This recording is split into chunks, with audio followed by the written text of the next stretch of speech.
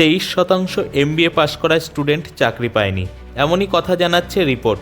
Harvard ইউনিভার্সিটির ছাত্ররা 3 মাস হলো পাশ করেছে, তবুও চাকরি পায়নি। বেশিরভাগ ছাত্র স্নাতক পাশ করার আগেই চাকরি পেয়ে যায়, কিন্তু এ সময় দাঁড়িয়ে দেখা যাচ্ছে উল্টোটা। 23% ছাত্র এখনও চাকরি পায়নি। 2022-এ যা ছিল 10%। শুধু হার্ভার্ড ইউনিভার্সিটিই নয়, আমেরিকার বেশিরভাগ ইউনিভার্সিটিতেই দেখা যাচ্ছে একই ছবি। শুধুমাত্র ম্যানেজমেন্ট নিয়ে পড়লেই হবে না, কোম্পানিগুলি চাইছে সঙ্গে অন্যান্য শিক্ষাও। কর্পোরেটগুলি চাকরিতে নেওয়ার জন্য ইন্টারভিউয়ে সাধারণ যোগ্যতার মানগুলি পাল্টে দিচ্ছে।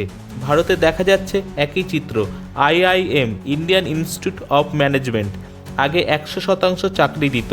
পাশ করার 2 থেকে 3 দিনের মধ্যে চাকরি পেয়ে যেত সবার, কিন্তু 2 থেকে 3 মাস হয়ে গেছে, তাও অনেক চাকরি পায়নি। পুরনো ম্যানেজমেন্ট কলেজগুলি তাও তাদের টার্গেট পূর্ণ করতে পারলেও কিন্তু নতুন IIMগুলি তা টার্গেট পূর্ণ করতে পারেনি। প্রধানত 3টি কারণে চাকরি পাচ্ছে না। 1 নম্বর কারণ হলো কোম্পানিগুলি আর্টিফিশিয়াল ইন্টেলিজেন্স ব্যবহার করতে শুরু করে দিয়েছে, বিশেষভাবে ফাইন্যান্সিয়াল সেক্টরে। Goldman Sachs, JP Morgan, Morgan Stanley, UBS এই সমস্ত কোম্পানিগুলি তাদের কাজের জন্য ব্যবহার করছে AI প্ল্যাটফর্ম। ব্যবহার করছে না, তবে কিছুটা AI ব্যবহার করছে। দ্বিতীয়ত, চাকরি থেকে বেশি স্টুডেন্ট MBA পাস করে বের হচ্ছে। প্রতি বছর ভারতে 3000 ছাত্র MBA পাস করছে।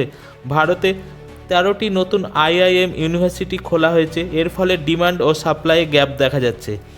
তৃতীয়ত কারণ হচ্ছে সাধারণভাবে পড়াশোনা করলে হবে না, বিশেষ গুরুত্ব দিয়ে পড়াশোনা করে কাজে দক্ষ হতে হবে, তবেই চাকরি পাওয়া যাবে। একথা হার্ভার্ড ইউনিভার্সিটিও জানিয়েছে।